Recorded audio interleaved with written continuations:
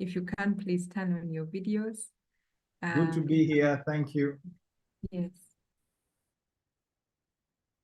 Thank you for making the time. We really enjoyed the discussion that we had the last time, which was really taking some points that Professor Anekbogu had discussed with us elaborately and delving in deeper to discuss how these different issues affect our private sector, our SMEs, which largely are the foundation of Uganda's economy.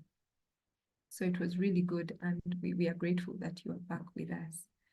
I would like to encourage our listeners, please interact.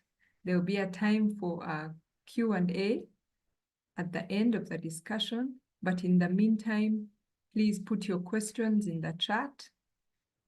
We will be able to read them and have our panelists speak to those questions. Today, our discussion is going to be, I believe, very engaging and very practical, and it's centered on two main issues, which are fostering innovation and entrepreneurship, and also on financial resilience. So I'd like to briefly read the profiles of our panelists this morning. We did the first time in our discussion previously, but now this is just to give our new participants, the ones who might not have been present the last time, a bit of an insight into who our panelists are. I'll start with Sophie Achak. She's a seasoned banker with over 20 years experience in the banking sector. 12 of these years have been in senior management level, at the senior management level. She's involved in developing and implementing strategies that improve the bottom line. Also in building and strengthening business structures and relationships with stakeholders. She's really the person we want to have in the room, yeah?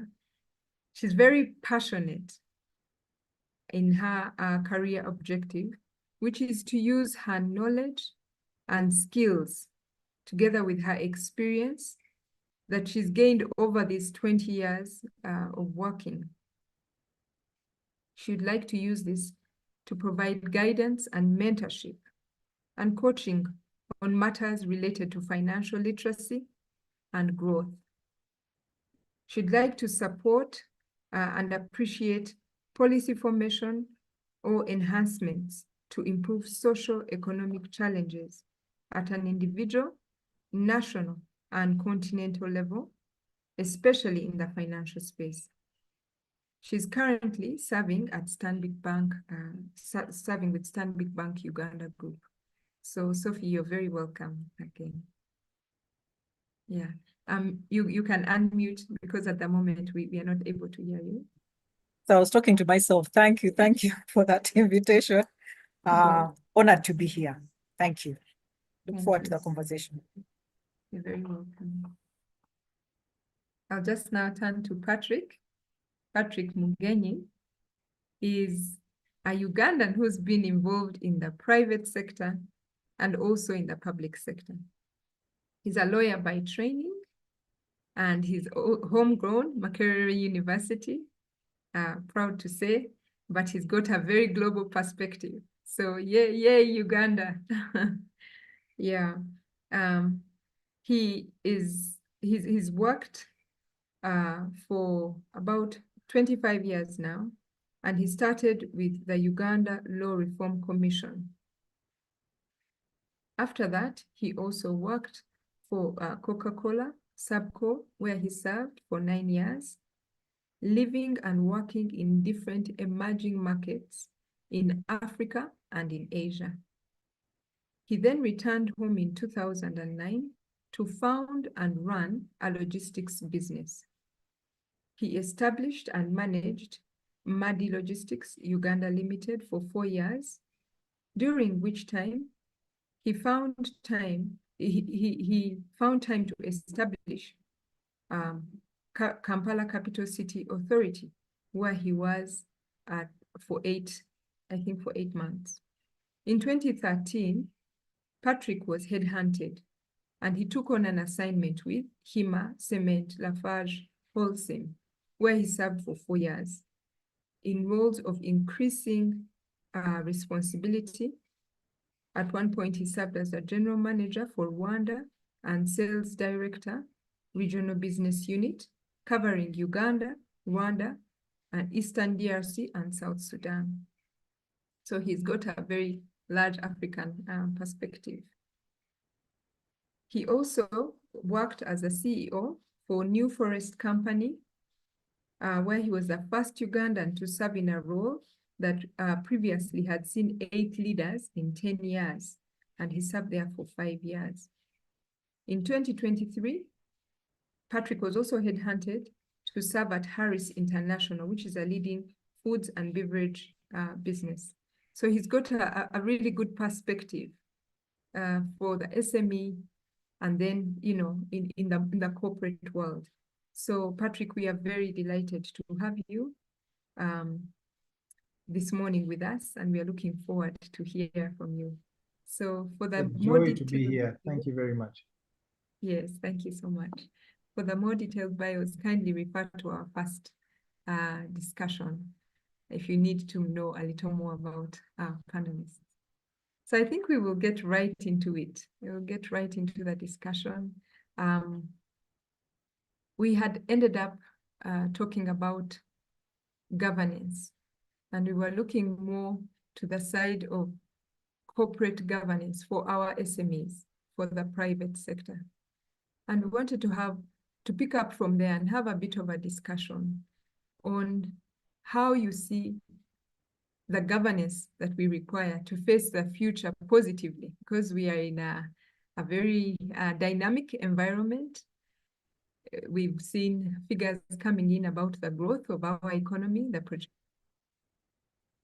of our economy. If I can just refer to that, it was a very exciting piece to read with a heading in I think it was a new vision of 28th October, which says, experts say increased investments have jump-started the economy. And the headline said, Uganda will be Africa's second fastest growing economy in 2025. And that's from the IMF. So the numbers look good in the table. There's a big table that was there of 44 countries, and Uganda at number 2. We were looking at projections of 2023. Uganda was at 4.6% growth, 2024, 5.9%, and in 2025, it's projected to be 7.5%, and then steadily growing from there. I think one of the mentions we had there was about 11% or so going upwards. So the numbers are looking good. And I'd like maybe to start with Sophie.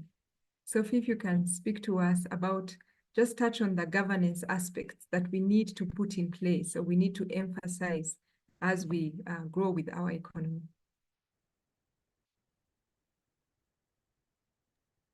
Okay, thank you. I hope you can hear me. I was struggling to hear a bit. Okay. Am I loud? Yes, we can hear you. Okay, just to be sure, I've got your question. You want me to start with the governance piece, right? Just to touch on it again, so that Okay. we can pick from there as we move into the further discussion that we have on innovation and entrepreneurship. All right, thank you very much, Elizabeth. Thank you as well for the introduction. Thank you to the team that has logged on. The enthusiasts for Uganda's change, really, is what I would refer to, the team that is online. So speaking to governance, if we just talk about good governance, good corporate governance, I think it's central to building resilience for our country. But I also want to extend this to the continent, really. The statistics you've mentioned are very good. But if we don't have the right governance structures, it's going to be difficult for us to maintain that over a long period of time. I think the recent talk recently from, I think, one of our leaders, Dr. Magara, was building legacies, yeah? And I think that's what we're trying to do. So corporate governance or good governance is one of the areas by which you can build a legacy, a proper legacy. There is continuity after you're gone. The last time we spoke about the incident, the last pandemic, COVID, it actually tested whether we had good governance or not. And I think what we found out is that, yes, some of the businesses were actually doing well, but a good number of them were shaken up. If we're going to maintain the growth statistics that we're talking about, if we think about the oil that is meant to kind of spiral our economy in the near future to 7% GDP growth in the near future, we're going to need businesses that have a proper structure, leadership structure, system structure. There you can be sure that business is going to be here beyond any other pandemic should it arrive. I mean, there's a lot of rumors of things that are happening across the globe. But if we have the right leadership structure, and you know that it's not just the owner of the business that knows the ins and outs of this business, there is somebody else, two other people perhaps, who know where the check is recorded, how many accounts actually exist, and they're actually in existence. Yeah? The money is actually there, as it said. Then there are books of accounts. Many of us ignore it. They think that we're supposed to create these huge accounts or huge books like many of the corporate organizations. Even if we start with the small indicator of how this business started, which account runs and all that, the people who are employed, they're actually paid, or maybe there are delays. That record is part of the good governance, really. If we have those in place, we can be sure we're going to be here more than even past the next pandemic. To test resilience of any business is some of those records, is those business structures, is the systems. When you talk about systems, we can think about maybe very huge platforms, but no, even an Excel spreadsheet, just records, simple, very simple records. If I think about it from an SME perspective, those records that another person can pick up should, God forbid, should Sophie be called by the Lord and it's her time, at least someone else who picks these books can go back and read them and say, okay, fine, this is where we're in the business. This is who's in charge of what. They actually exist. That's the good governance we're talking about. Very critical that we actually have it in place. It's a problem that we've had as most, I won't say Ugandan businesses, I'll say African businesses. It's a problem we've had, keeping records. We need to improve on that. It's a good story. If I think about, I don't know how many of us have heard about the Financial Reporting Awards. When these started, there were very few companies that were participating. It was mostly the corporate companies. But I'm happy to say that actually we've seen some of the smaller entities also become part of it, involving themselves in this competition. So what the ICPAU does is that it puts different layers, different tiers of companies to encourage them to actually put their accounts in place and their books of accounts in place, really. Corporate governance as well. What do their governance structures look like? So we've seen an increase of companies join these competitions. That tells you people are picking interest in terms of putting records within their businesses, which is a good story.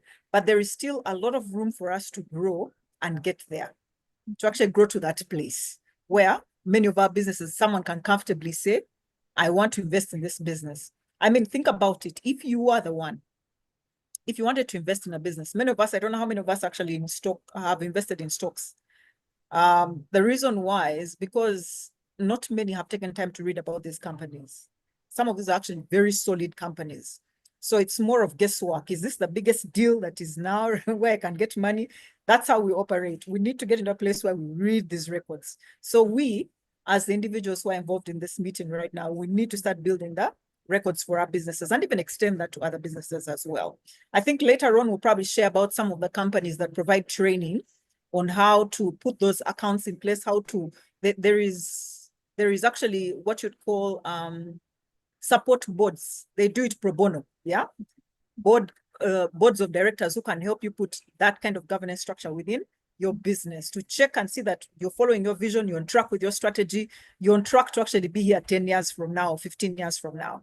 So yeah, I think we can share that as we proceed in our discussion. That's where I can start. I think let me hand this over to Peter at this point. Oh, sorry, actually, Patrick.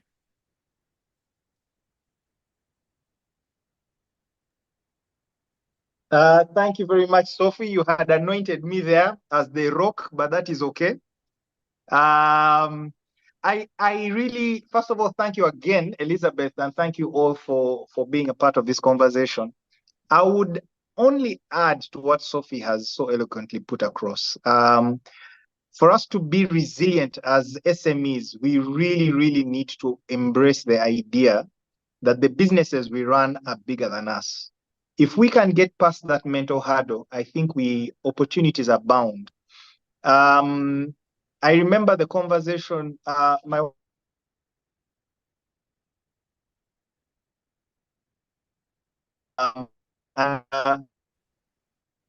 just the emotional toll it takes on the small business is quite significant. My encouragement to those who are tuned in, who are listening, is that we should really just choose effort to am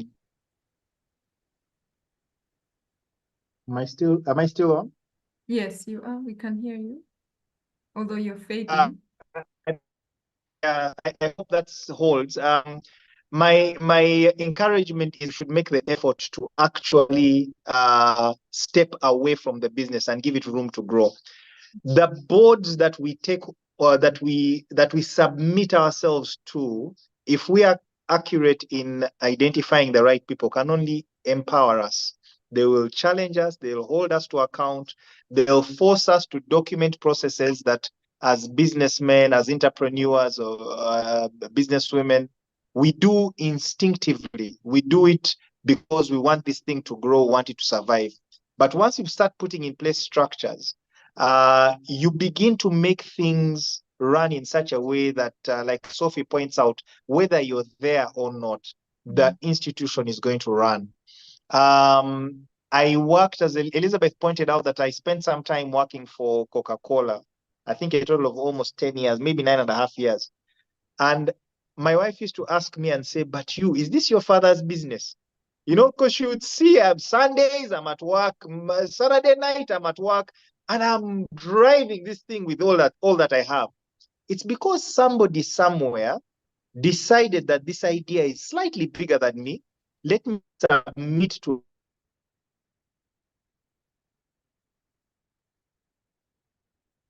business to go far beyond their until they spread all over the world. He gets his employment contract, runs with it like it's his father's business, because there's a way the thing is designed to run. It's bigger than just knowing who the CEO is. I never ever met the CEO in the years I worked for Coca-Cola. Never did. The most I met was probably the Africa head.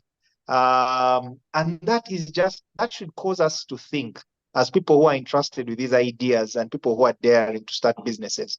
Please, please, please make the decision today. I'll end with an emphasis on a thought Sophie left us with. There are institutions that can help us make the transition from maybe a family-run business, maybe a one-man, one-woman show, to a better run institution. There are boards that are available to support us in this transition. And a lot of them are advisory boards, which is a fancy way of saying they cannot kick you out. You know, sometimes we are worried that we shall bring a board and they'll start squeezing us, they'll cut our pay, they'll say, who are you paying school fees for? Things like that. But really, what they're going to do is advise you and advise me on what we need to do to improve. And if we have the humility to follow that advice, it's going to make a big difference. And we shall be resilient, more resilient as SMEs in Uganda and in Africa at large. So over to you, Elizabeth. Yeah, thank you very much, Patrick and Sophie. Those are really encouraging pointers that you have given. It starts with the leadership. That's what I take from what you're saying. It starts with us evaluating where we are now and where we need to be going. And if we do not have the skill set to get where we are going, let's engage. Let's find people who are more knowledgeable, who have been where we want to go, and let's get them on board to advise us and be humble enough to implement that advice.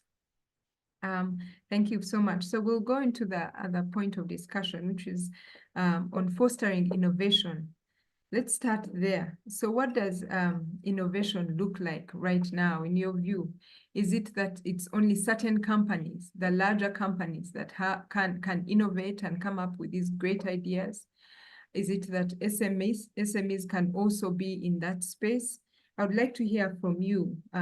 What are the ingredients of innovation, and is it an open space for the SME?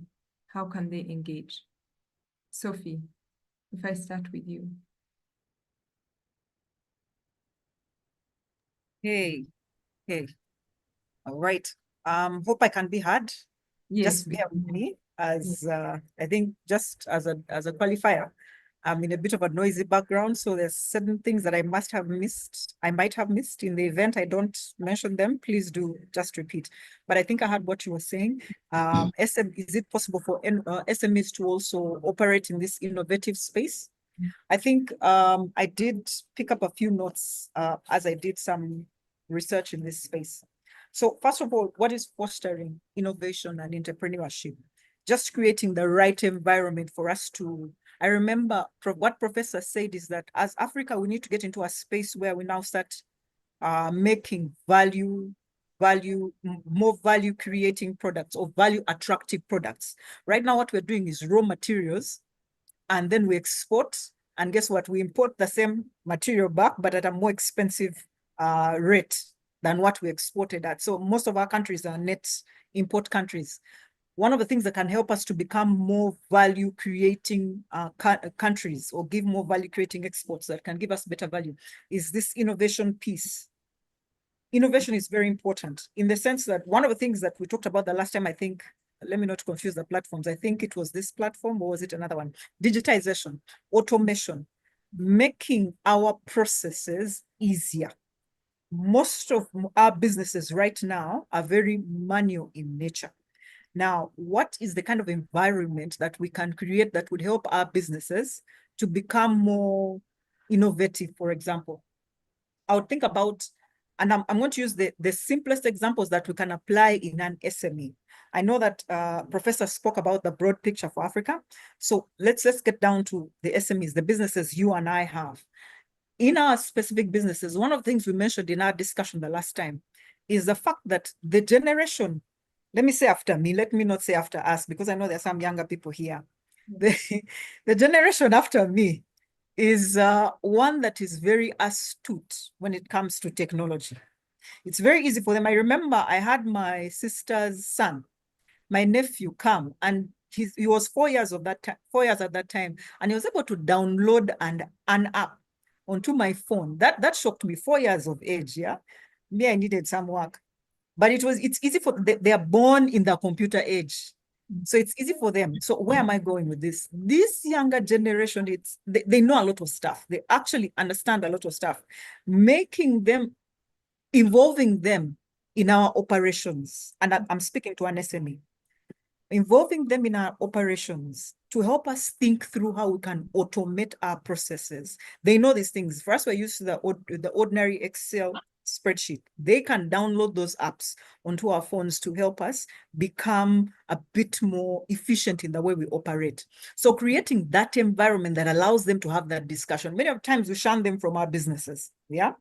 We shun them from our businesses. But if we involve them in the conversation, because ultimately we want to get their interest in a way that they know that this is our family business, for that matter, or this is their future, if we think about it. So getting them involved, because they're very technologically astute, they can help us actually to think about what can make us automate our businesses. The other thing is, and this is more from a partnership perspective, I want to just give a bit of context around what's going on. I was going to say Uganda, but even it's common in Africa. If you look at the environment right now, many of our governments are trying to create an environment that makes it possible for us to become more innovative. I'm thinking of the different businesses that have been created. I'm going to say hubs that have been created to help our businesses get better. If I think about Innovation Village, this is one of the hubs within Kampala. It's actually on the route to near New Vision, if I would say near New Vision, near the railway. What this hub does, it has many sponsors or many funders from outside this world, really, rather outside the African continent, that have subsidized the costs of setup. As an entrepreneur, you will not need to necessarily pay rent. And even especially for the younger people. In that space, any entrepreneur young can actually go and put up their businesses. They can go and do whatever they're thinking about innovate, create those apps. I know many of us have interfaced with young people and they've come up with many apps. So those hubs like the innovation hub, getting to know where they're located, getting to know what they do, can help, is one of the things that government has done. Government and facilitated, I guess, private sector. Government has facilitated along with private sector, a PPP, private sector and public sector kind of partnership that has created those hubs that can help us become more innovative, create our businesses, allowed for creation of things funded at a very cheap cost. Yeah. Creating those hubs is one of them. I can speak about the Stanbic Business Incubator. It's within the company that I work for.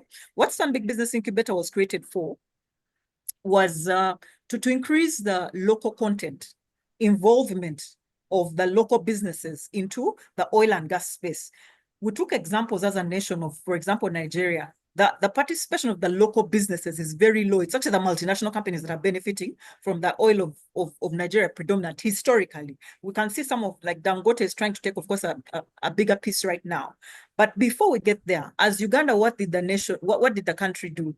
What government tried to do is create knowledge about what's going on in the oil and gas space and said, what can we do so that our local people, our local businesses, the SMEs can participate in the oil and gas? So what Business Incubator does is to offer training to SMEs. And I know that we've also done some MSMEs, micro. We had an initial threshold of about between 50 to about 500 million, 50 to about 500 million. But now that tier has been lowered a bit to include them, to include the micros. What do they teach? Financial management. Sorry, Sophie, just to clarify, 50 to 100 million or 500 million, is that revenue? Is that capital? That's turnover. Turnover, I'm with you. Yes. Turnover. Good, thank you. So your business should be able to turn over 50 million at a minimum, up to about 500 million. That's what we call into SME space. Yeah? So now what happened is that in the first 4 years, or the first, it's actually more than 4 years, from when it started, we realized there was a need for lowering that, yeah, the micro SMEs. So you'd find individuals who are turning over less than 50 million now involved in this training. So what is offered in there is how to put accounts together, the training on how to put accounts for your business, the training on how to put governance structures, the different trainings on risk, yeah, certain things that we don't normally think about in our business. For us, we usually just go live. If the business collapses tomorrow, I haven't put structures in place or controls in place to ensure that should COVID come or the second phase of whatever it is that comes, my business is strong enough to weather that. So that's some of the trainings that happen in Business Incubator. What has happened of recent is that in partnership with US ADF, US Farm, they have offered grants. It's actually ongoing right now. I think the deadline is, if I'm not mistaken, I think 30th of this month.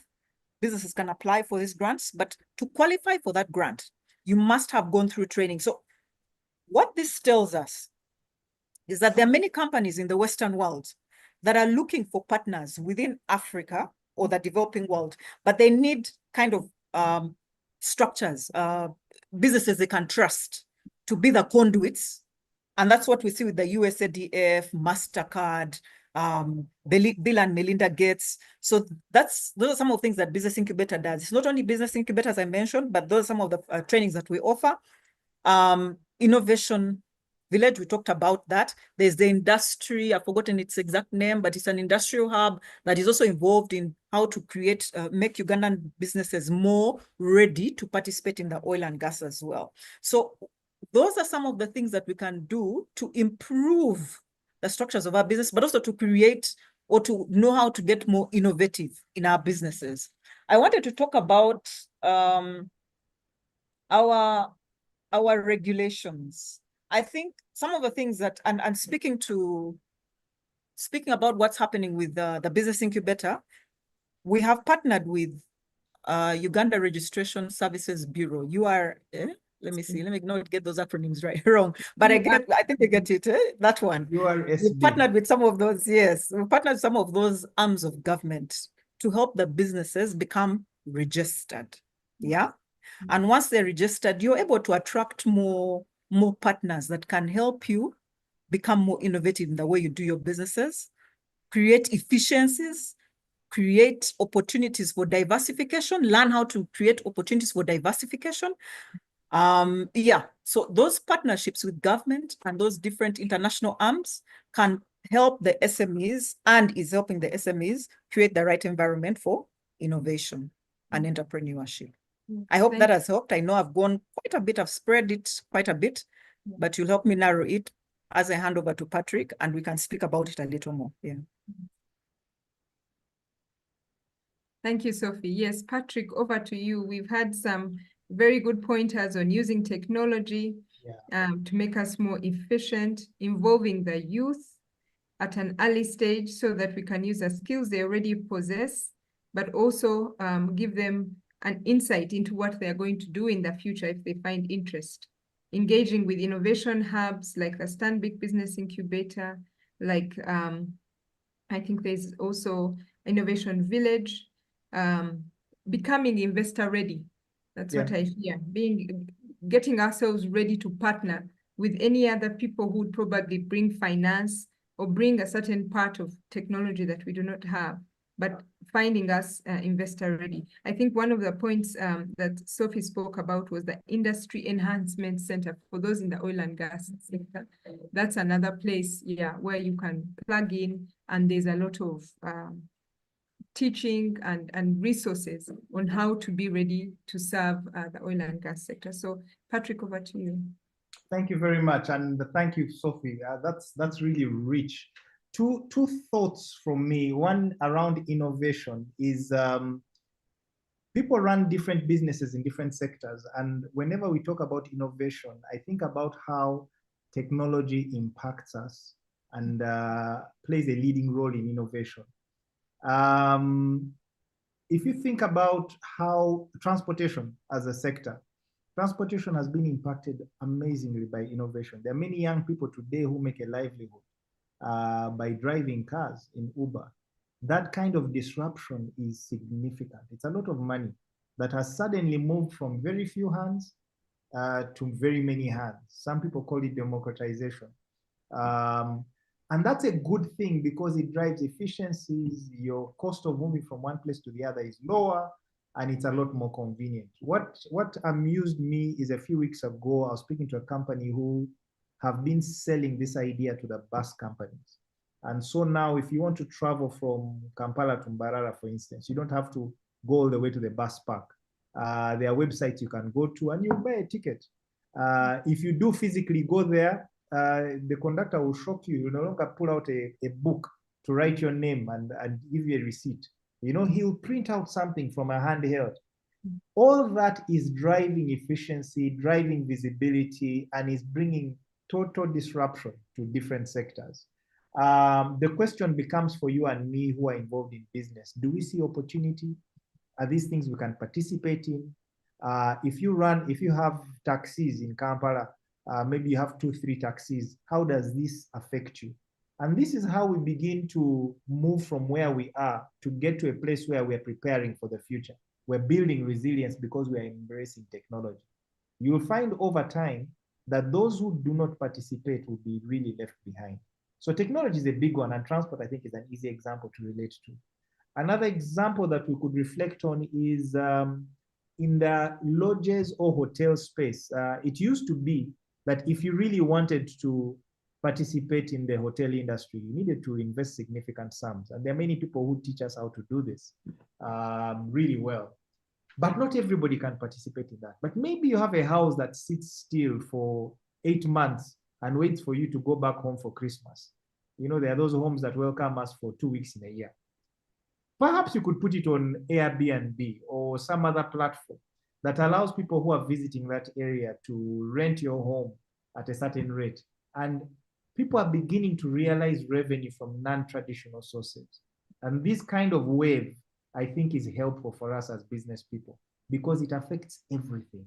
It affects everything. And I think what I'm trying to do is encourage us to not sit back and be comfortable with whatever business model you're running. Realize that things are changing and constantly be looking out for what's the next thing. Whether you're in medical supplies, whether you're in, I run a farm, and one of the things that amazes me is that if I want to sell my maize, I no longer have to wait for the man with the big fuso truck to come to my farm. Mhm. There are apps that you get on and you offer your price. And as more people participate, this is going to create a total sea change on how grain moves. Mhm. So these small cartels that have for a long time dictated pricing, that's changing. Now, that kind of wave has a big implications for commercial farmers, for smallhold farmers, and all that falls under the ambit of technology driving innovation. And what I'm trying to encourage us to do is please participate. Don't be left behind. The innovation hubs Sophie spoke to are I think are very powerful. I've only visited a few, and a lot of them are they're in new industry, new spaces. So you find a lot of creative people. I think I've had conversations with people who do 3D animation. I've had conversations with people who are in spaces that are a bit non-traditional. And they are powerful because what you end up doing is you end up being in the same space with others who are thinking like you, who are trying to source the same kind of funding, who need similar training. So your costs of doing everything drops dramatically. Instead of hiding in your home trying to develop this idea in secret, you'll find that when you're in an innovation hub, you are learning from others as you refine your own thought process. So that's something that I would encourage, particularly our younger participants, to really engage with and get comfortable with. A lot of them are already there. Those co-working spaces are all over the place, and I think you can participate. And I know this is kind of like an Africa-wide conversation. These hubs exist all over. At least I'm familiar with some of the Kenyan ones. There are many networks you can join. I guess that's maybe a more practical thing we could do is share a list that you can participate in. There are people like TBN, Transformation Business Network. They are really actively in the space of supporting values-based businesses, which is a way of saying Christian businesses, people who have a certain set of values, and they go out of their way to link you to funders, to link you to people in your industry, so that your idea can grow, so that your business can take off. And they have a very kingdom mindset. And there are many other groups. So let's do the research, let's embrace technology, and let's work together to get to a higher place. I love what I'm hearing about the oil sector. And I think what I picked out of what Sophie has shared is the idea that we must participate. If you forget everything I've said, please don't forget this one. Your mental attitude will either cause you to succeed or cause you to fail.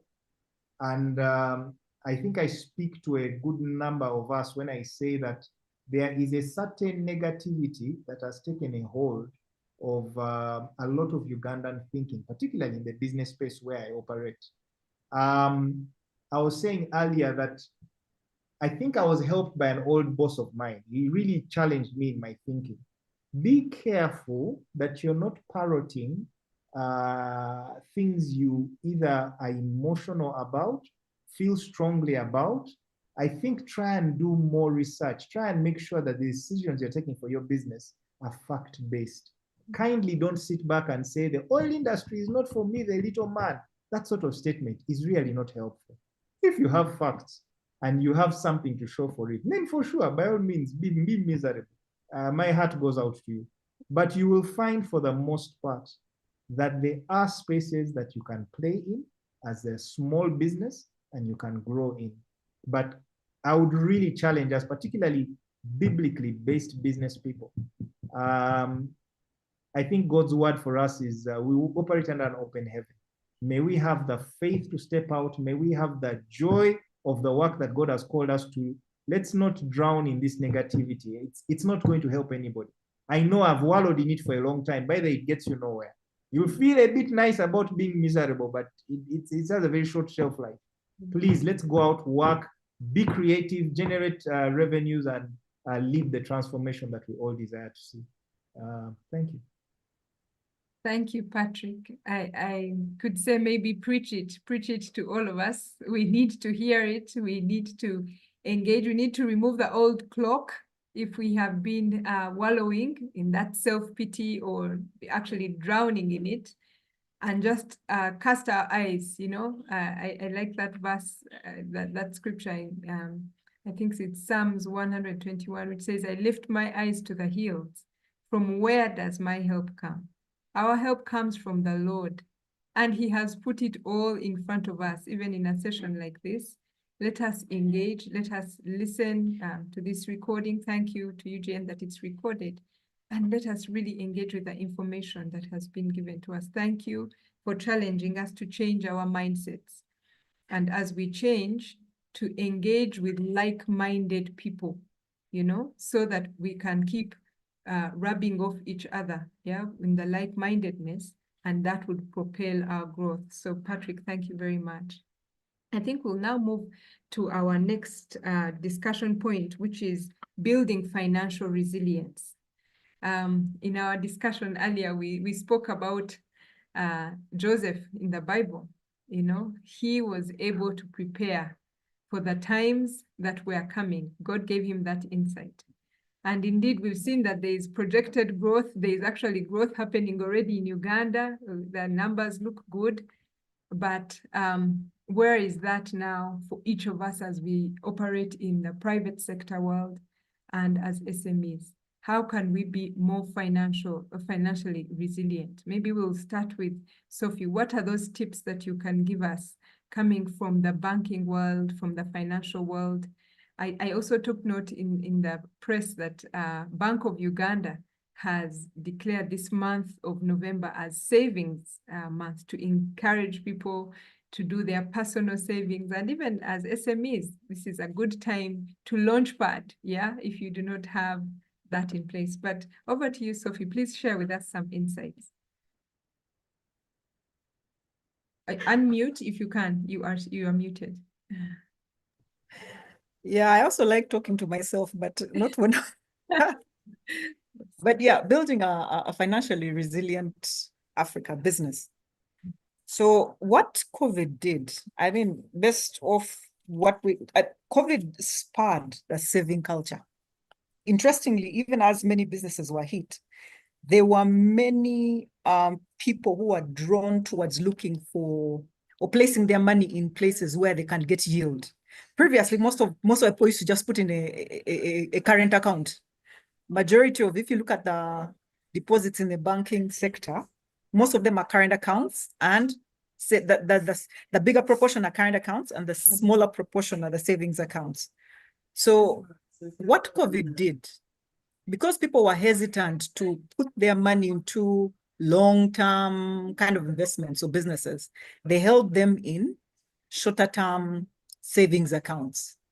So what did that do? If you look at the savings behavior from COVID, the interesting thing is that a number of people got more knowledge on how to get higher yielding or making your money work for you, if I may use that term. More people became aware of investment options. I don't know how many of us have heard of collective investment schemes. It just spiraled at that point from COVID up to now.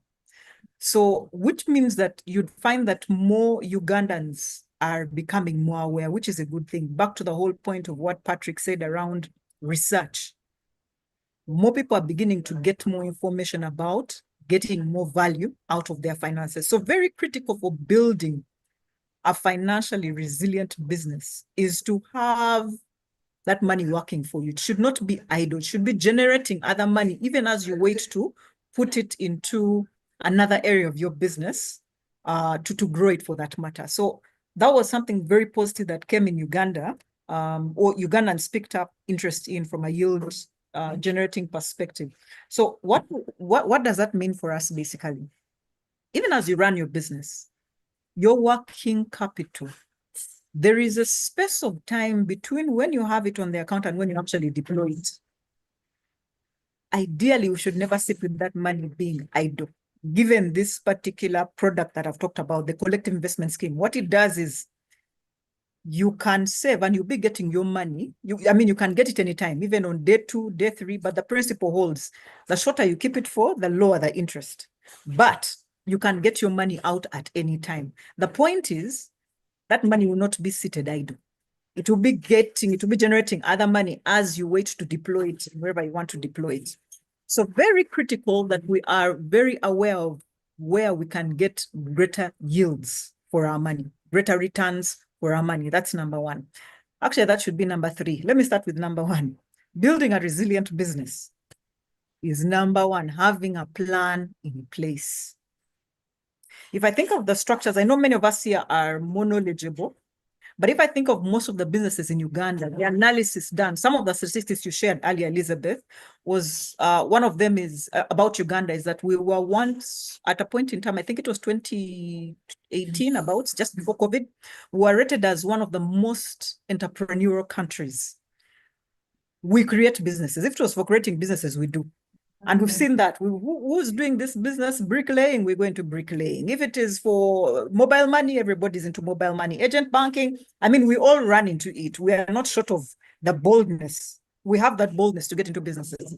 But the statistics that was a bit challenging at that point in time still is the ability for that business to actually be resilient, to live beyond its first to third birthday. That's where a bigger challenge is. One of the key factors of that is that we don't have a plan. We just get into this thing. It is the in thing. How many of us actually have a vision for the businesses we're doing? And we're talking about a 5-10-year vision, really at a minimum 10-year vision. Even if you're a farmer, you must have a vision. What does this, even let's bring it down to the individual, because many of our businesses are me. I'm the CEO of my business. Do I have a vision for that business as Sophie? I do financial training consultancy as well, apart from my day job with Stanbic now. I do financial consultancy. I have a vision for my personal consultancy. And the kind of studying that I'm doing is in line with that vision. So over a 3-year period, this is what I want to do. This is how I want to grow that consultancy. I'm back to school to try and grow my expertise so that I can actually consult for larger companies. That's all part of the vision. That's all part of my vision. It's written down. It's written down and it's put somewhere where my accountability partner or partners for that matter can actually see it and say, where are you? And where I've slackened, they tell me, hey, what happened? So I've had those people give me the reminders. So that's the first point of financial resilience, actually. I know it's supposed to be finances, but there should be a vision board in place that is visible to someone who can hold you accountable. For some of you, really, the best is your spouse. And Christians, really, your spouse should be in this story. I know I've consulted for people who are also non-Christian. Many of them would swear never to give it to their spouse. This is my business. But your spouse would be a good accountability partner.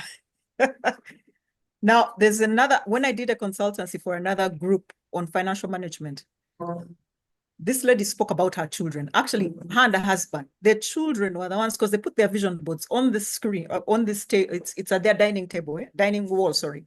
It's hung on the dining wall. The children are the ones who keep reminding the parents that you have told us to get first grade. You have not, gone far on this vision board of your business. You're not doing anything. So where are you? So you almost have someone who's putting pressure on you. If you think about the companies that we work for, you have your boss on your case saying you are out of your goals. You have not delivered half year. What?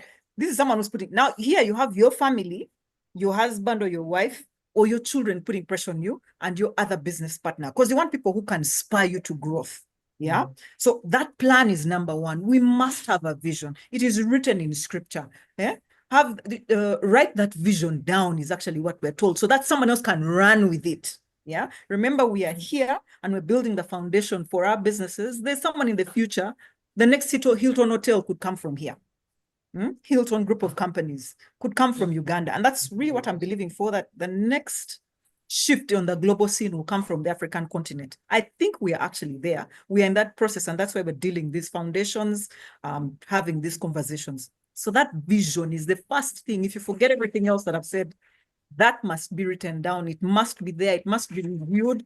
And let's go away from the 1-year goal plan. We're talking about 5 years. We're talking about 10. We're talking about, I was in a book launch of someone who's about 62 years of age. And she shocked me when she told me she has a 30-year vision. I clearly said I was joking. Yes. She has a 30-year vision. How many of us here can actually speak about a 30-year vision for your business? Never mind your own life. For your business, it's written down and can be checked. Guess what? The companies that we work for, Stanbic has the largest bank.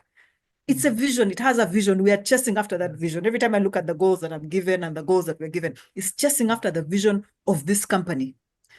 If I can do the same for my company, guess what? In the future, there'll be another person chasing after that vision and making it grow. So we must have a vision written down. That's the first point of resilience. It's a first point of check. The second part is getting to be disciplined. In that vision, because sometimes it looks very huge. In that vision, there is, I want to become debt-free. I want to create another business arm, or start in Lira, or start in Western Uganda, Northern Uganda. So in my savings plan, we talked about getting something that gives you a return. On that vision board, I've put how to diversify my businesses, go to different areas. My vision board has that in 3 years, I would have gone to Lira. So what does it mean? I have put an account together, an investment plan, an investment account specifically to get me to that Lira business. Should COVID come, I can probably use that to cushion my current business. And I'm using COVID because it's a familiar term. Should any shock come in the future, I have a fund that can cushion the current existing one. Yeah. And then ultimately I rebuild and put up the Lira business that I want to. So that needs to be, that's part of my vision board. It is there. So all the savings accounts I have should be goal-based. Yeah. Should be goal-based towards what is on my vision board. So we're beginning to build that structure, or we're getting an understanding of what should be on my vision board and how therefore my finances should be structured around what is in my vision board. If I do not put one in place, or I don't have a goal-based kind of savings that is aligned to my vision, I will be chasing somebody else's vision. I will be chasing somebody else's vision comfortably. And that's what many of us are doing in the multinational companies we're working for. In the companies that belong to other people that we're working for, we are chasing after somebody's vision. It is possible to start your own, start small, and keep growing. Is failing allowed? Yes, but failing is one of the best ways you learn.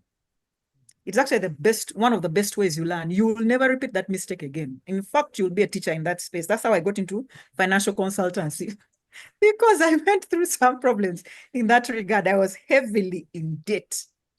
Heavily in debt. For Christians, it is without a question. The Bible says, the what? The lender, borrower is a what? A slave is the right term to the lender. Let me put in the context of some of us who are actually working. Every time you're looking for another job, you have to think about a company that can take up your debt. So in essence, you're indebted. You are a slave to this company. Until the other company can take your debt, you can't move forward. Same story with our own SMEs. You are enslaved to the company that has lent you money. Now, if we take it further to our government, our country, it's the same story. We are struggling with debt. Yeah, we're struggling with debt. 30% of our budget is allocated to just paying interest. We haven't touched the principal. Can you imagine? I actually read recently, it's very interesting. The US has a similar problem. The difference is probably they have ways by which they can, easier ways for them to meet it than we do. But they have a similar problem. 30% of their budget goes into paying debt. Now, if we go into our personal lifestyles, and I can assure you, many of us are in the same state, it's a very unhealthy place to be. And that was one of my turning points into financial management. When I looked at the debt I had, especially on the mortgage, I realized that I was largely paying interest. Of the 100% that I would pay, 70% was going into interest. And a smaller proportion was into the principal, the actual money I borrowed. So that's why the Lord tells us that debt is an enslavement. There's a place for debt, by the way. It must be planned for. If you have a vision, that's why it's very important to write it down. You would have gotten that debt towards that thing, and you now start working quickly to pay it up very fast. I could speak for it because I'm very passionate about this area. I could speak for a very long time, and I have experience. I speak from a point of experience. I know what it's like to be heavily indebted. If we don't sort out our debt, we can see the same thing playing at a national level. If we don't sort out our debt, forever we will be enslaved. forever we cannot develop. And guess what? This is the legacy we're leaving for our children. We inherited debt. Do we want to leave the same for our children? So we must have that plan on how to sort out our debt. That's part of what is on your vision board, to get out of debt. There is a place for debt, I will repeat. Very important as a Christian that you consult the Lord first, especially in this season. Consult the Lord first, because we've heard about the shakeup in the financial system. It's not unique to Uganda. It's going to happen. We've seen many countries default. Ghana, Kenya was on the verge of default. Ethiopia did default. Why? It's just debt management. Same principle that I need to look at it in my SME business. If I don't have scrutiny, or I get that money and I go and, I was going to say marry another wife. It's not common for a Christian setting, but for general setting, many people allocate the funds for different reasons. That's one key thing that should be on your vision board. How do I manage debt? I get it, and I know it's very focused, so that I feel if this debt is 5 years, I actually make sure I'm done with it in 3 years. I sort it out in 3 years. The moment I get it, my immediate attention should be, how do I quicken my payment, my repayment, so that I now actually own this asset. Until you have paid back, you don't own that asset. Yeah, all right. I have spoken quite a bit. Let me allow for a shift. We can continue that discussion. But yeah, let's start with the vision board first. In that vision board, your plan, which it should then direct how you align your finances. Yeah. And then managing debt and the rest. Yeah. Over to you, Patrick. Sorry, it's a passionate area for me. Yes, thank you, Sophie. We've learned a lot. And maybe we should have a focused session on that, because it seems like there's a lot more even to discuss regarding, being resilient, and the plan. Actually, what you are giving us is the how-to, which is very critical. Yes, Patrick, if we could hear your comments on that. Yeah, very briefly, I mean, I think it's covered so well. If I could pick up on that debt story, that is we cannot say enough about how dangerous our relationship with debt is. We play with fire and we soothe ourselves into thinking we are very sophisticated. We are not. And when it breaks out in the national papers, you're really in shock at how very experienced business leaders are being paraded in the press about management of debt. Now, that is a very unfortunate thing that happens in public life, but there's even more stories that happen privately. And I think we cannot overemphasize that as kingdom-minded business leaders, we need to rethink our relationship with debt. Indeed, the borrower is slave to the lender. And if for most of us, we are over-leveraged. So it may be a simple example. I know a business leader who is reasonably successful in the software world. And he's told me point blank that whenever he's paying salaries, he takes out an overdraft. Now, does he have to? Is there another approach? I happen to have some idea of the kind of revenues they run. The revenues are very, very strong. It is seasonal, so it requires some planning. But there is a certain comfort that we have brought ourselves to think that we have ready access to facilities. It's okay, I'll take an overdraft. And my apologies to my banking friends. They give us very fancy words for debt. You no longer think of it as debt. It's a facility. It is, I don't know, very nice words, and make us feel very sophisticated. But it is debt. Please, let's think differently as business people, SMEs. Think differently. Is it possible for you to put aside some money? Somebody made a comment, and I thought it's really relevant, that many of us get to Christmas and we are in total shock. My God, Christmas is here. I have to buy a goat. Is Christmas a surprise? We know it's coming. 365 days a year. It is coming. But we just don't have the mindset that says, let's do something to plan for these events in our lives. So I like the challenge that Sophie puts us on to really rethink how we manage finances. The notes I took down here, one of the things I wrote was treasury management. Are we able to put aside a little bit of money as our revenue grows? Do we know how to manage that money? And she gave some really powerful examples. These collective investment schemes that we can participate in. I'm on the board of one of the leading hospitals in the country. And our treasury management is a key part of our resilience plan. And I've seen it play a big role. Whenever we are in a downturn, we can always dip back into that to meet our short-term obligations. as the business picks up again. So it's practical. What she's sharing is real and it's happening now. So please, if you have not yet done it, whether you run a small business, a school, whatever it may be, I think those are very practical ideas. The last thing I would share is something I'm calling the Joseph mindset. And I think this is something that I picked from Elizabeth. I think this was your language, but I don't want us to miss it. This Joseph mindset, we all remember the story of Joseph in the Bible, where through this vision that God gave him, he was able to build in years of plenty in order to manage years of scarcity. Maybe I'm saying the same thing, but let me just use the Joseph mindset to emphasize, if I am, it's relevant. We must, as business people, think differently about how we manage our finances.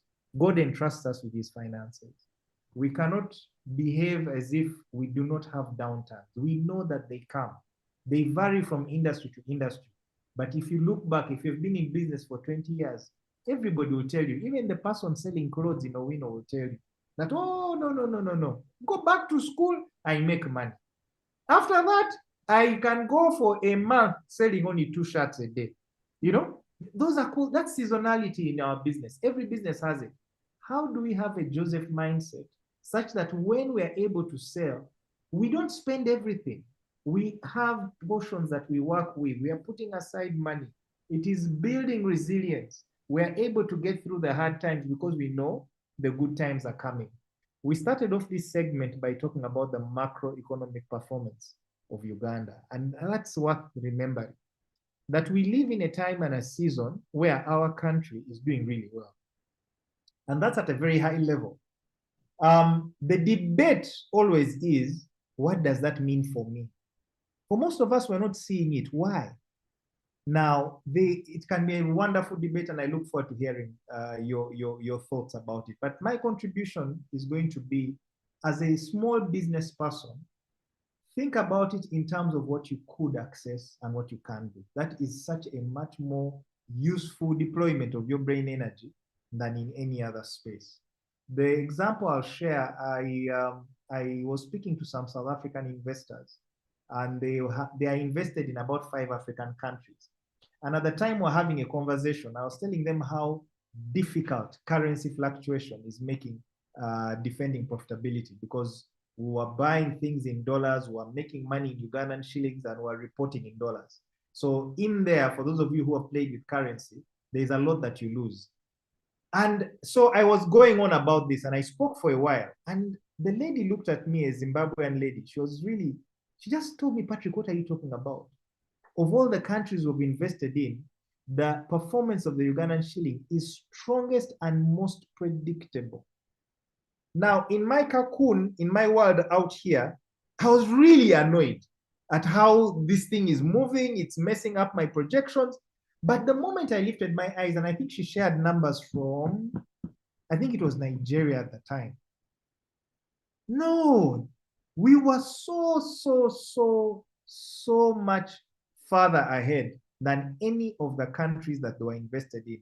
And just so that you have a sense of the magnitude of investments, in Nigeria, the investment was in the order of, I think it was 100 million US. In Uganda, they had deployed about 200 million US. In South Africa, they were buying something in the order of about 700 million. So these are not small players. They are very deep pockets, and they're a bit unusual. But the point that I think is relevant for us today is that we can be here in our assessment of what we are facing, and we fail to see the opportunity that is out there. And what I'm trying to challenge those of us who are engaged in business and transformation to really look for that opportunity. And sometimes it takes an outsider to come and tell you that I've flown all the way from South Africa. I've spent only 2 days in Uganda, but from what you've shared, this is the best set of numbers I have seen compared to 5 other countries that I've been in. That's not nothing. Let's not ignore what is at our doorstep and end up leaving the inheritance that we have. So those are some additional thoughts that I hope will help us build better, resilient businesses. Thank you very much, Patrick. Thank you for encouraging us to look beyond the usual, to look beyond our small cocoons. I think I see in the chat, Auntie Phoebe has put it there. We're in cocoons. Come out of the cocoon, go back to the drawing board, yeah? Get advisors to come in, people who know the sector maybe in a different way, maybe someone who's good in marketing, someone who's good in the finances. Let's get these minds together to look at our SMEs and see how we can take advantage of what is happening in the nation and then propel us to growth. And we are not only looking at growing in Uganda, we are looking at beyond the boundaries, going Africa-wide. You know, the world has become flat. So let's take all these very interesting points that we've been talking about, and let us engage, and let us go to these innovation hubs, entrepreneur hubs. I think it's MOOBS. MOOBS has talks that they do weekly from the entrepreneurship department, and they're always guiding entrepreneurs, talking to them on how to grow, how to improve. So there's a lot of good things happening out there. And we would like to hear now also from our audience. There's been a lot that we have discussed over the 2 sessions. And there are so many different points that we have touched on. So we'd like to engage with the audience and hear from you. Do you have any questions? The chat room is open. Please put your comments in there, put your questions.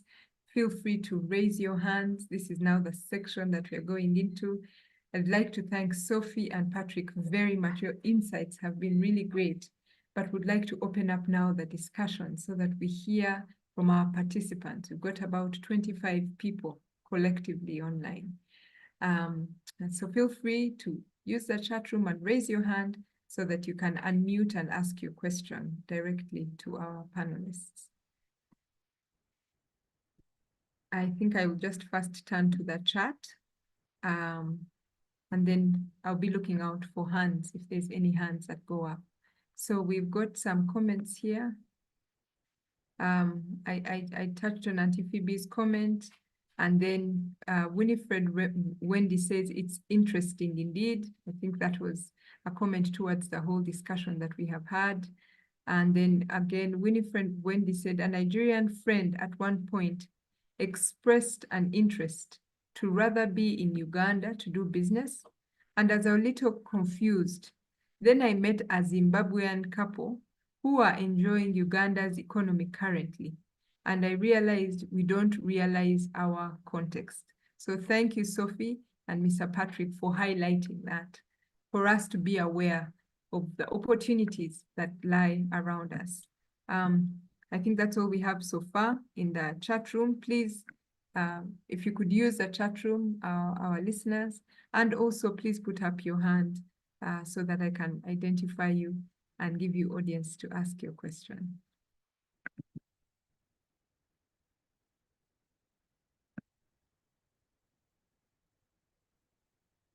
Maybe you have comments. If you don't have a question at the moment, but maybe you have comments towards what we've been discussing, please feel free to raise your hand so that you can also chime into this discussion. Or if you can take your views also on what we've discussed today.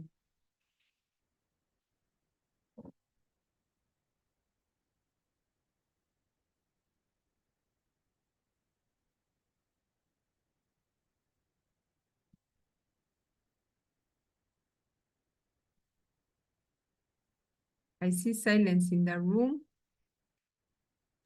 You've scared off people. Not at all. You're all very welcome. Maybe if you have a specific area that you'd like us to also further discuss, this is a good time for you to give a comment to that section. And I think Peter will be taking notes so we can be guided by our audience.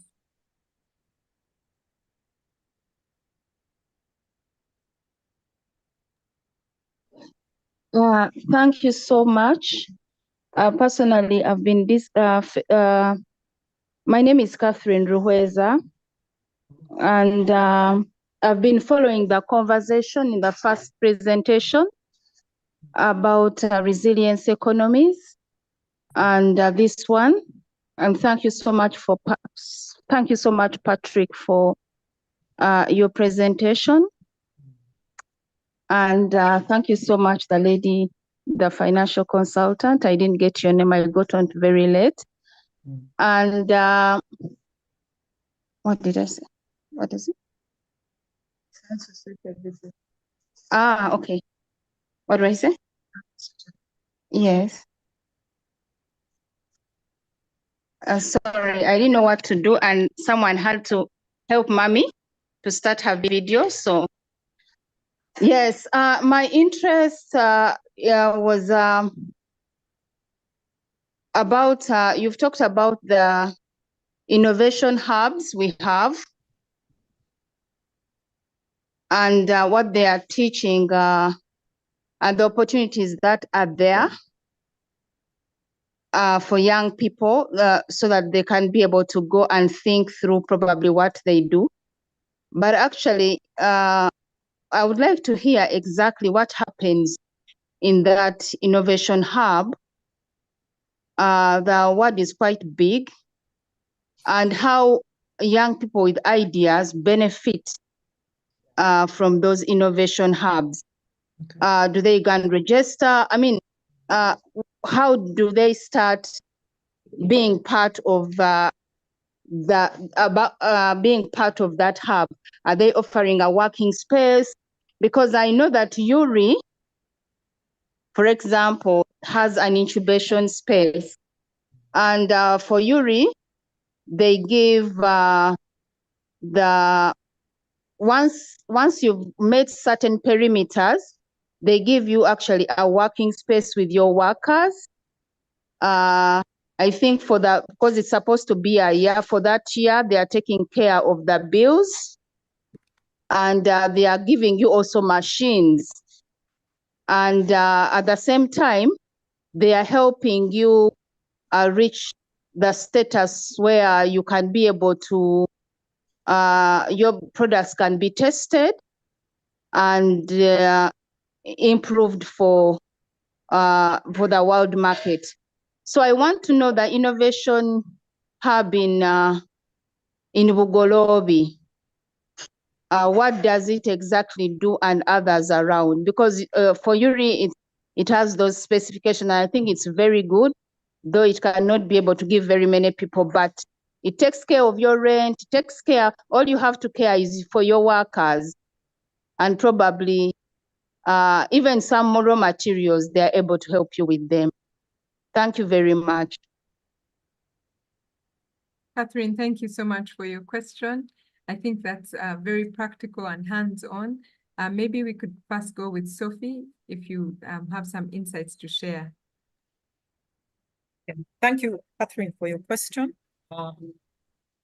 Yuri does something similar. So it provides incubation services. So get this business that is still nascent, young, and then provide the environment that can help it grow, and probably to the extent they can create a market, find a market for it. Similar to what other incubation centers do in Uganda, you have you also have Innovation Village here in I'm saying here because I'm in Bugorobi, near New Vision, near the railway. They do something similar. They provide you with rent as well.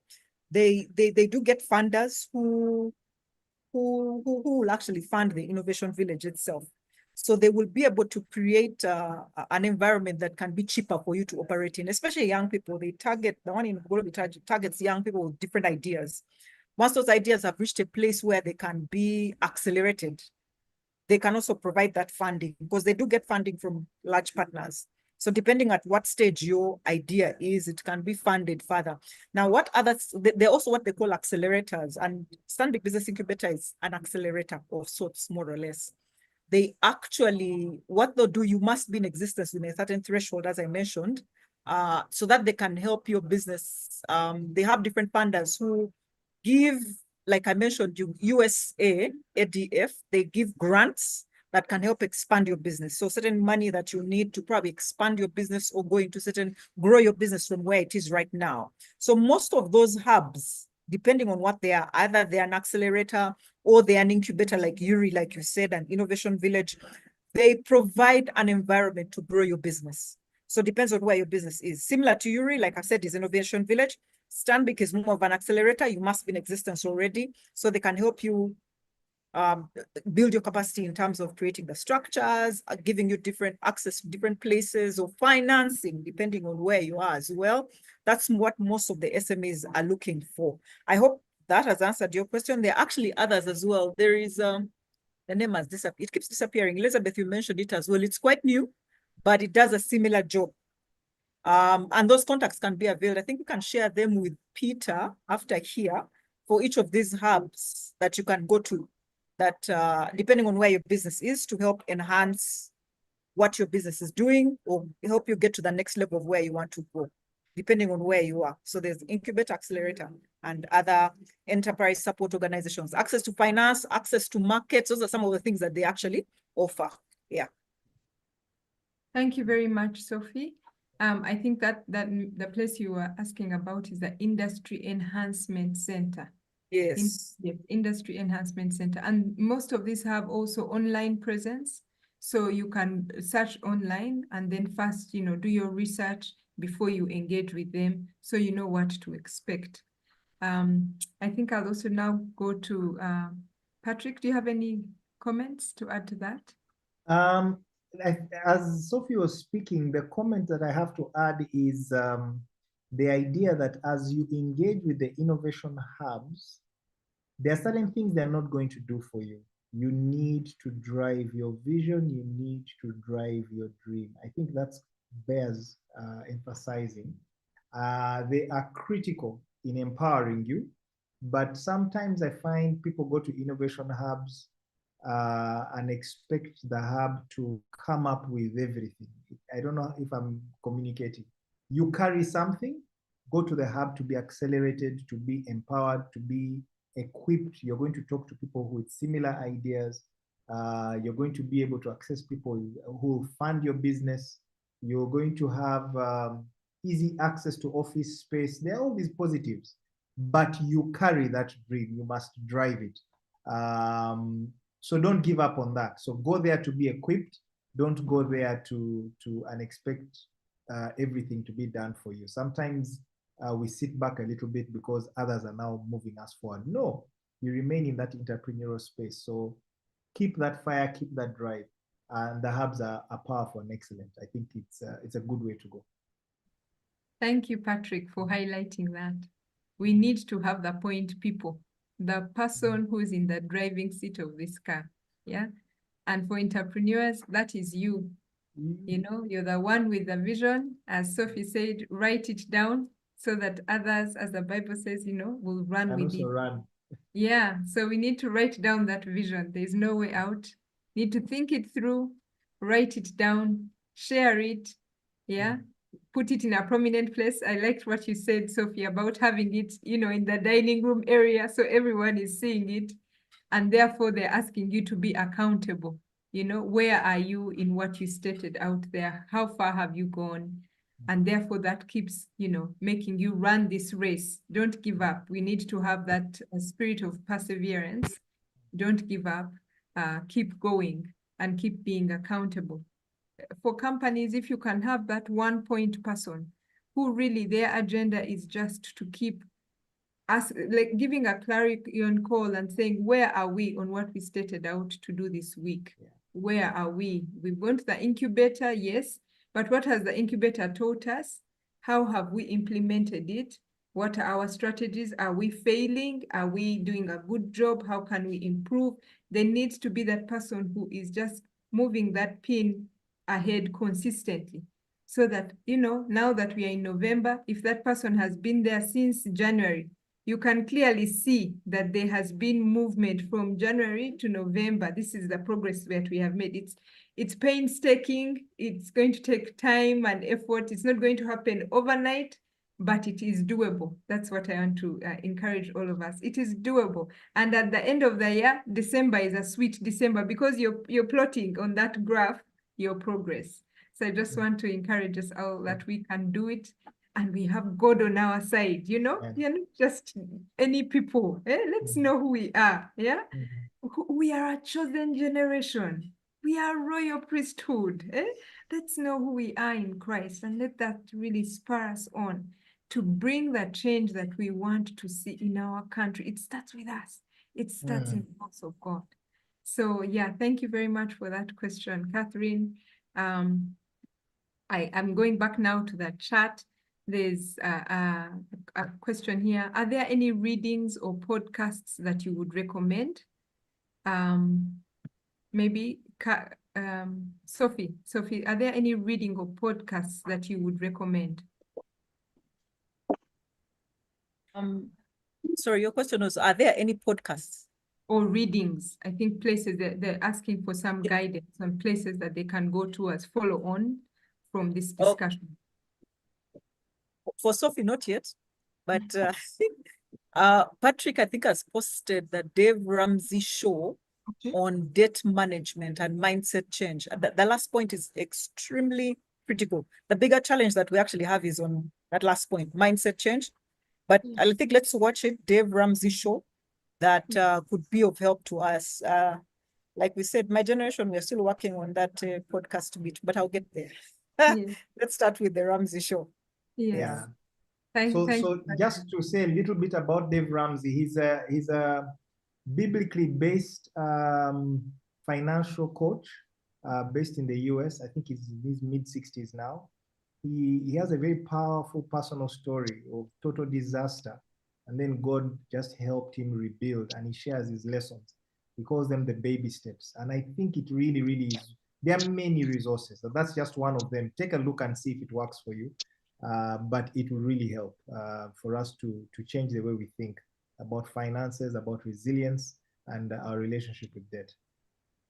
Thank you, Patrick. Thank you, Sophie. Maybe one that I can also recommend in there is How I Built This. There's a podcast that I like to listen to occasionally, but if you type in at Google, How I Built This, it's something that has taught me that the people in the US, the people globally who we hear about, who are great entrepreneurs, people who started maybe Starbucks, for those who have traveled and seen this big coffee shop that is in so many countries, you can think, what is this? Or even KFC, you know, these companies that are here in Uganda. And you wonder, who was this person who created this thing? Sometimes they get those very entrepreneurs to come on and tell their story.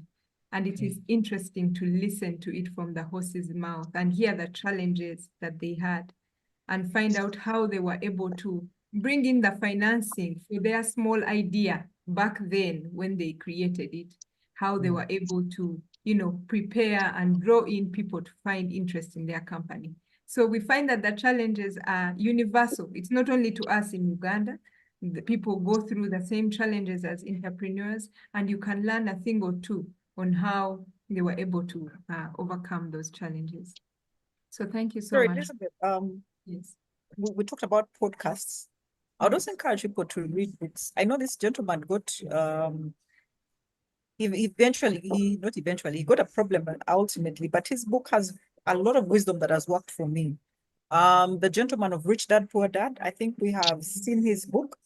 It has a lot of useful insight for an entrepreneur, but also someone who's actually working, that can help you get to a place of having a resilient business. It's one of the books I'd actually recommend. And The Richest Man in Babylon. I know people don't exactly like books, but there are some podcasts, I think, to that effect as well.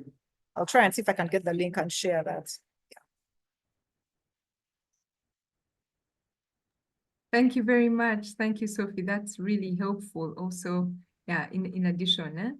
And as again, if you haven't taken down the notes, this is recorded, so you can be able to listen to it again and pick up the names of the different podcasts and the books. Peter says, thank you so much, our panelists, for this great discussion. What is your take on market gaps for SMEs who in most cases struggle with locating and breakthrough which markets which markets for their products.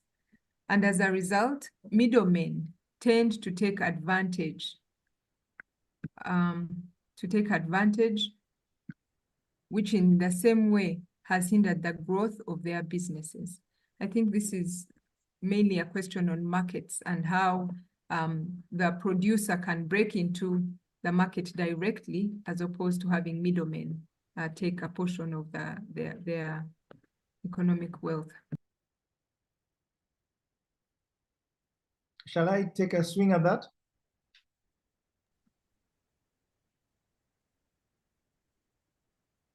I'm not sure. Can you hear me?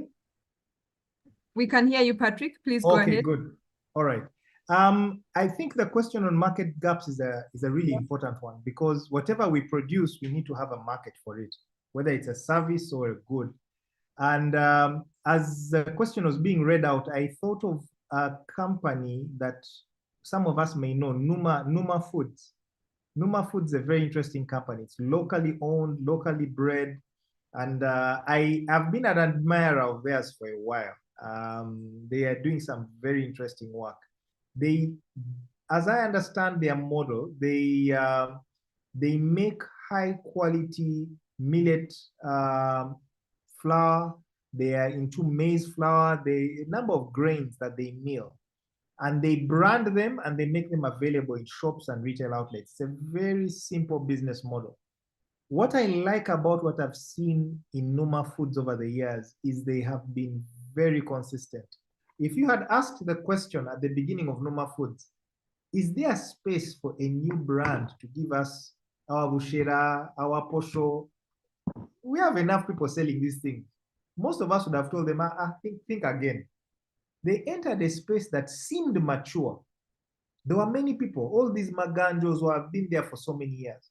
Numa came in, emphasized quality, emphasized consistency and reliability.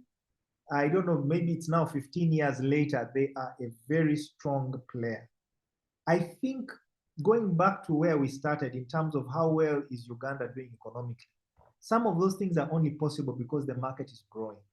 If we're in a contracting space like some of the more developed countries, that's a much harder thing for new entrants to come in, because the old players have locked it down. People are very familiar with particular brands. They're not willing to experiment with new ones.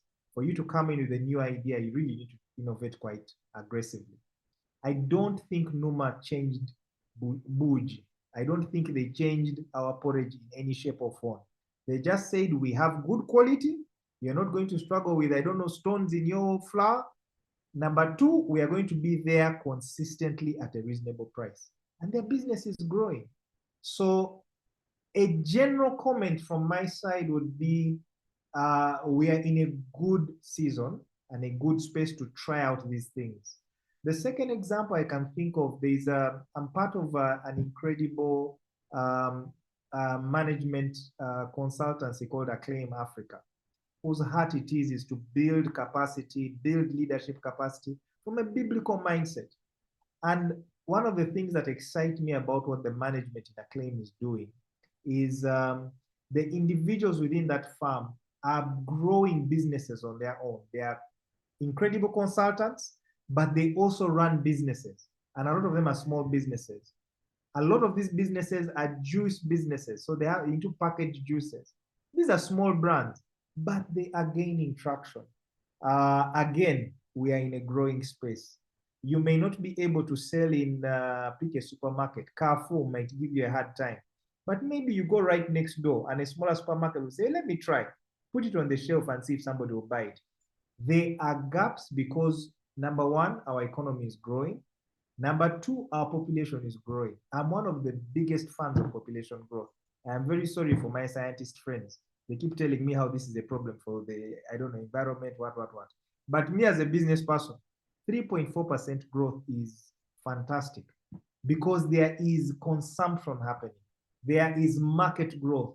And you and I need to fill that space with quality services and goods. That translates into GDP growth. And so we need to think, we need to innovate, we need to bring things to the market. So don't hesitate that you need to do big, expensive. I've done massive research, the kind of research that runs into tens of thousands of US dollars to try and understand markets. If you have the capacity to do that, do it. It's fantastic because then you can refine how you go to market. But as a general rule, if you have an idea, test it, put it out there. Try it. If it doesn't work in one area, move to another town. Try it. I've sold biscuits. I don't know if I shared this the last time, but very briefly. I've sold biscuits in Kampala and Arua profitably. It is one of the most scary things you'll ever do. Biscuits. Do you know how many biscuits brands exist in this country? I was able to bring biscuits in the middle of hundreds of brands. I sold it profitably. What does that say? We have gaps. They exist. I didn't run any major research. I just walked into a few supermarkets, looked, asked them, if I brought this kind of biscuit, would you buy? They said, yes, bring and we see. So there's that willingness to test and try. I think that works well in favor of entrepreneurs and business people. So as a general rule, the more research you can do, the more refined you get in how you execute.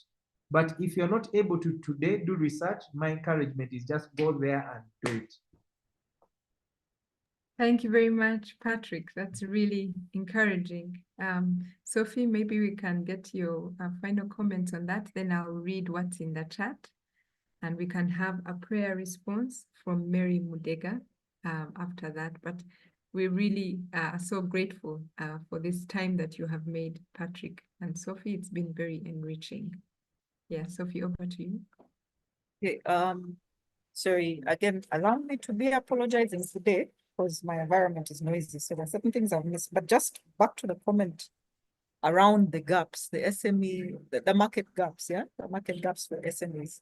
And really, Patrick has given a fantastic explanation. I wouldn't add much to that. There's just one angle. He might have mentioned it and I might not have picked it because of the noise. But there's just one thing I wanted to mention.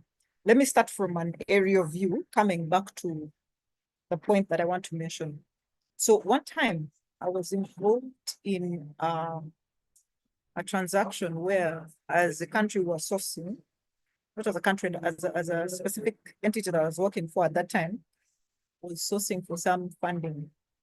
Now, because of the size of the transaction, it was external. In the eyes of the people who were sourcing from, who were so tiny, Uganda being a small country. So they kept, as part of the due diligence process, there are questions they ask. And at a point in time, the gentleman involved in the transaction from the Western world said, it's such a small, meanwhile, if we actually showed the size of the transaction, it's actually huge, but in the context of the globe, it was quite small. It was really small, but in the context of my specific company, it was big, or even our country, Uganda, it was big. So what does that tell us? The point we discussed the last time, that regional integration, which will help us build better or attract better funding or even get better markets. Now, if we bring this down, the same principle that you can see happening at a national level, where we need to integrate, needs to happen also in our spaces for us to get markets, for us to get better markets. Those groups, I think we saw the conversation on the coffee story, right? It was very, it almost like it touched people in the heart, the deepest part of their heart.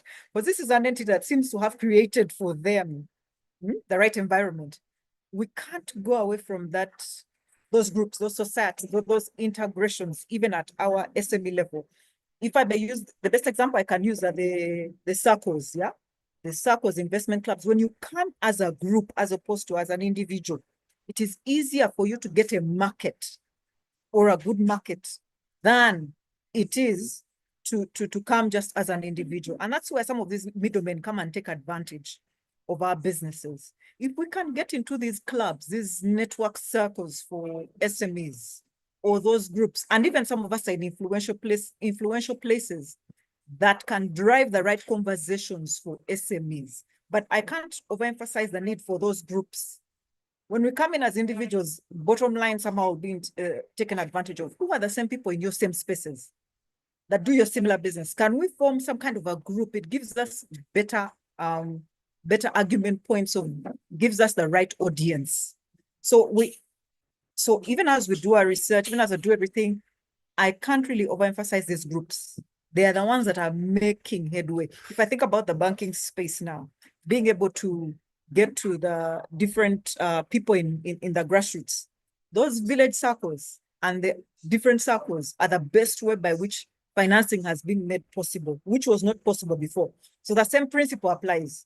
The groups, the SME groups that we actually form, those network clubs that happen, even in the Innovation Village does offer, Incubator does offer, the network clubs, forming that kind of club that can then give us the muscle to speak. And I think we saw that with what happened to UCDA, that there was push and there was some kind of support that was coming through that, no, this company should not be closed. This organization should not be closed. Why? It has made a difference for the coffee farmers. We need the same in the SME space with like-minded people in the similar business. Yeah, I thought that's something I could add. Sorry, now that I can hear a little bit better. Elizabeth, have I touched on the question that you're asking, or was there something else that was asking? No, I think you're right on it. You have spoken well to it. Okay, and expressed that Thank you for your there patience. is, there is strength in numbers coming together. Yes. You can't do it alone. So find people in the like-minded business, like minds who work together. I think partnerships are the way to go forward. So I'll quickly just read what is in the chat room, and then we'll go into our prayer response. So Winfred Wendy says, the Innovation Village has branches even in Jinja and Gulu, so it can be reached in different parts. Thank you very much for that information, Wendy. We can find this information across the different towns that she has mentioned at the Innovation Hub. There was a comment here. I'm just trying to see who placed it. It's Nabeta Lawilu, who says, it's a question. Can an acceleration hub help one to grow the numbers of a nursery school in a non-capital city or town? Maybe, Patrick, you can speak to that. Can an acceleration hub help one to grow the numbers of a nursery school? Yeah, my short answer is no. They are not quite geared for that kind of investment. To the best of my knowledge, I'm not sure that you'd be a very good fit to grow a nursery school in a regional area. I think for that sort of business, for that sort of idea, you want to try and find a slightly different support system. An innovation hub would not quite be, it would be interesting in terms of people challenge you on how you're thinking, but I'm not sure that it would be very, very, very relevant into your space. I'm trying to think now, if you are in education, you want to try and be around, there are very many education groups that can support you. If you're running on, it's a kindergarten, I'm trying to think now, which one would be practical for you. There are groups that you can access if you join them, groups like the INT group, a group of people that have studied a course called INT, Institute for National Transformation. It's pretty open to most people. If you went on that 10-week course, you then can have access to a group of people that are very heavily invested in education. There's some very big schools represented, and there's some very small schools. What I've seen coming out of that group of people is there's a lot of support in terms of ideas, in terms of advocacy, and depending on which part of the country you're in, you can then begin to zero in on people within such a cohort that can support you. So the short answer is I don't think it'd be a good fit for an innovation hub, but it doesn't mean there are not other spaces where you can be well supported to come up with ideas on how to grow your plan. So just find the right fit and grow your business. We want you to succeed. Thank you very much, Patrick. Sophie, if you have any comment towards that as well. I wouldn't differ from what Patrick has said, but what I know, speaking from where I work, I know that I can speak for Stanbic, there's what we call sectoral focus, education sector focus, where they give concessional facilities, for groups in that space. Say, for example, in the nursery school, now that would be education sector. So there's kind of subsidized facilities for that education space. Now, what can happen apart from the known hubs, the known accelerators? You can form that group. In that group, you can call what you'd call an expert in that space to come and speak to you in, say, for the funding and how to better a nursery school specifically, because you're speaking to people that Sophie, you're muted. Okay. was I muted? Have I been speaking the whole time muted? Okay, I'm sorry. I don't know what's happening to me today. But anyway, so what I was saying, I can't differ from what Patrick has said. The best thing is, if I speak from what Stanbic has, for example, they have facilities for different sectors, and those are subsidized facilities.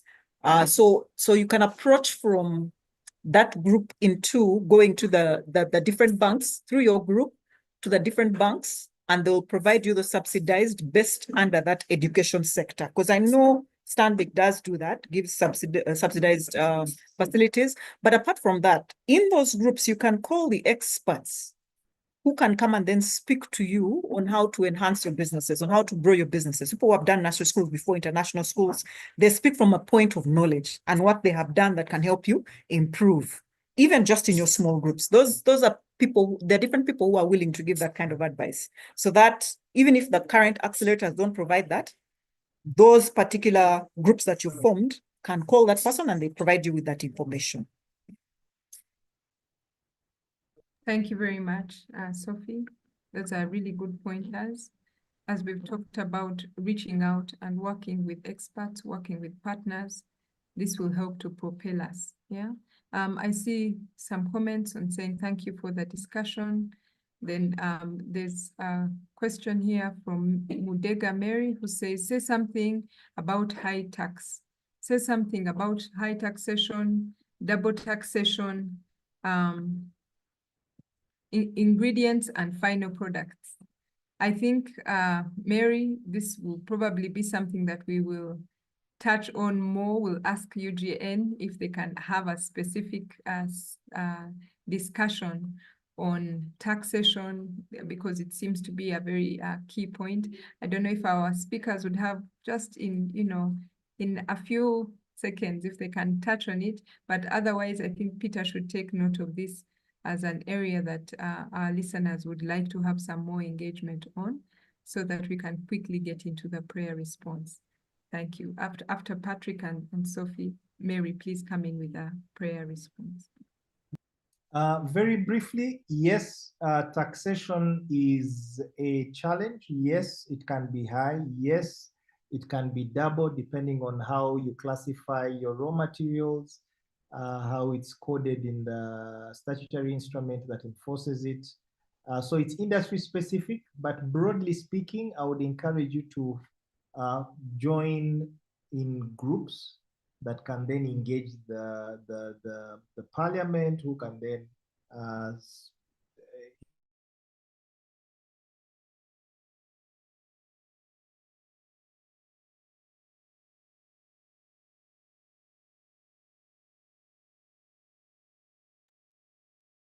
It seems Patrick is getting some network issues. We're not able to hear you, Patrick. Sophie, maybe you can step in the meantime. Okay, no problem. I think just the same point that Patrick had. Those groups are essential. There are challenges. There are challenges from a tax standpoint. If we think about, so let's bring it broadly from where we are as a nation. As we've talked about our current structure, we are in need of quite a bit of financing and patient financing. Now, one of the angles by which they get the tax, the way they get the funding is through the taxes. Unfortunately, the tax base is still quite small. There is quite a bit of work that URA is doing to enlarge the tax base. We're not yet there. That's why the taxes, certain areas have challenges. But what I have seen from experience in where I'm seated, those groups that provide different services. If I may speak about the recent one that I saw, the collective investment schemes that we spoke about earlier. It is one of the areas that I think there was a plan to tax it, I think at 15%, but in collaboration with the regulator, because remember the tax bodies are willing to engage. And better still if you're in groups with some form people in higher places, the regulators and them. Once those engagements happen, it is possible for a shift in the tax structure that we have right now, let alone the tax, the rates that are being charged. Yes, there are challenges in certain areas, but what I've seen, as long as we engage, but at a group level, it is easier for the tax body to make adjustments. Between now and then, it's going to be difficult to make a singular argument. But those groups and the CIS that I spoke to you about is currently not taxed. But there was a proposal to actually include a tax. And the arguments were brought by the experts and the people in that collective investment schemes. And URA was able then to relent. And given the understanding that they had and the potential that the collective investment schemes were going to bring on the table, when that understanding is made clear, back to the point of information and research and the engagements, it is easier for them to relent. So those groups are of the essence, are very important. That will help us address some of the tax challenges we have. There's still a bit of runway. I mean, we still have a journey to go, but I think looking at the cases where adjustments have been made, it is possible for the adjustments to be made on the tax rates that we're seeing right now. But from a group perspective, with the help of the regulators, the different people in those key government arms that can support, is the way we'll be able to address the challenges in the tax space. Yeah. Thank you very much, Sophie.